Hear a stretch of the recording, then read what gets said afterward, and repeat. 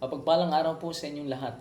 Isang kagalakan ang kayo'y patuloy na makasama sa ating pong maiksi pero mahalagang oras ng pag-aaral ng salita ng Diyos. Paggunita, pagbubulay-bulay ng kanyang kabutihan, ng kanyang pag-ibig sa bawat isa sa atin.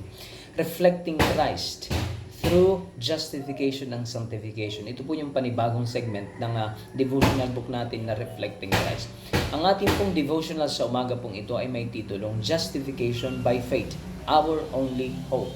Ang ating pong Bible verse ay mababasa po natin sa 1 John 2, 1 and 2. If any man sin, we have an advocate with the Father, Jesus Christ the righteous, and He is the propitiation for our sins, and not for ours only, but also for the sins of the whole world.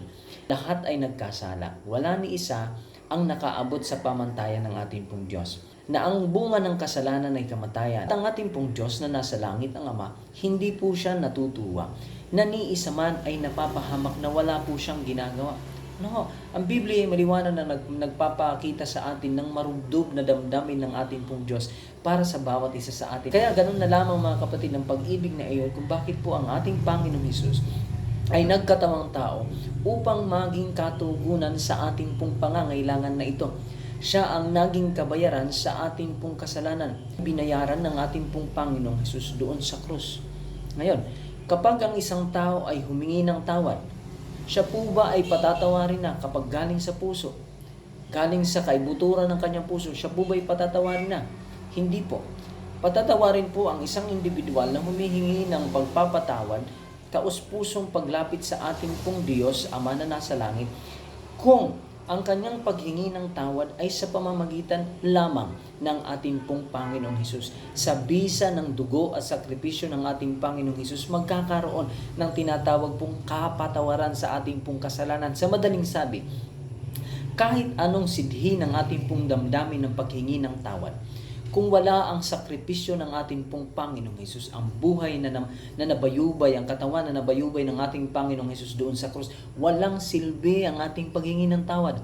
Sumalibang kilalanin ng isang individual ang Panginoong Hesus na kanyang Panginoon, na kanyang tagapagligtas, na siyang katugunan ng ating pong kinasasadlakang buhay na makasalanan, walang kapatawaran ang ating pong kasalanan.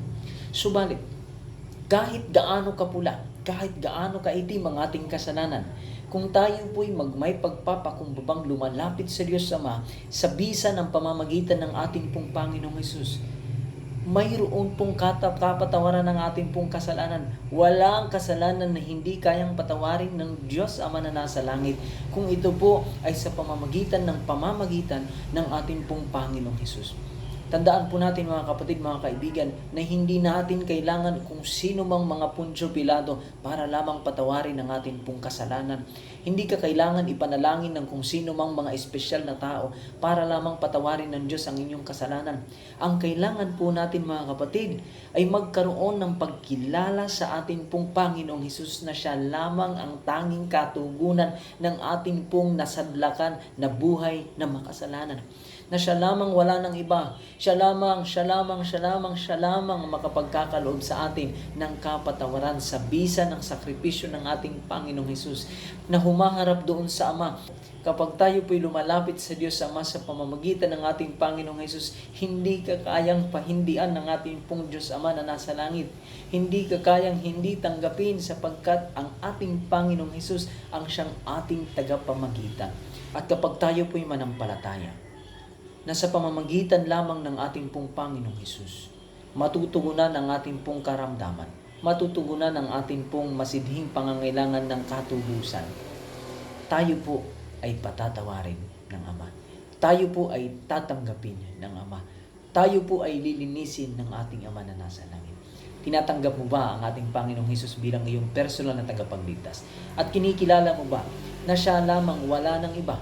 Siya lamang ang siyang katugunan ng ating pong pangangailangan. Kung yes, samahan niyo po ako sa maiksing panalangin. Mapagpalang Diyos, maraming salamat. Dahil sa aming Panginoong Hesus, meron po kaming assurance na ang amin pong buhay ay may kasiguraduhan na mayroon pong pag-asa, mayroon pong pagtatagumpay. Tulungan kami na palagi kaming umasa sa pangangasiwa at pamamagitan ng aming pong Panginoong Hesus. Salamat po sa inyong pagtugon sa aming dalangin at hiling sa pangalan ng aming Panginoong Hesus. Amen. Amen.